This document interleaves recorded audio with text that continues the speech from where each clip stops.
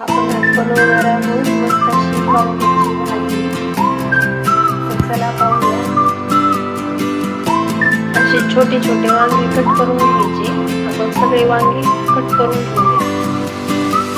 छानपैकी आपले वांगे कट करून झालेले आहे। आता आपण गरम पाणी करून ठेवलं आहे।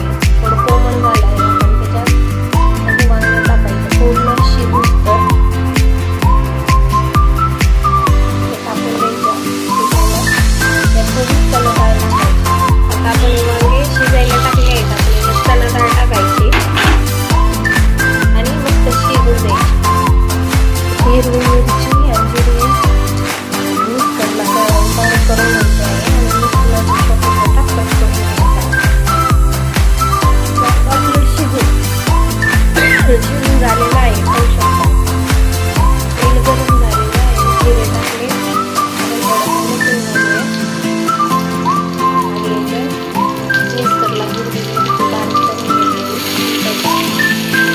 थोडीशी फ्राय करून होऊन दिलेली आहे। आपण याच्यात टाकूया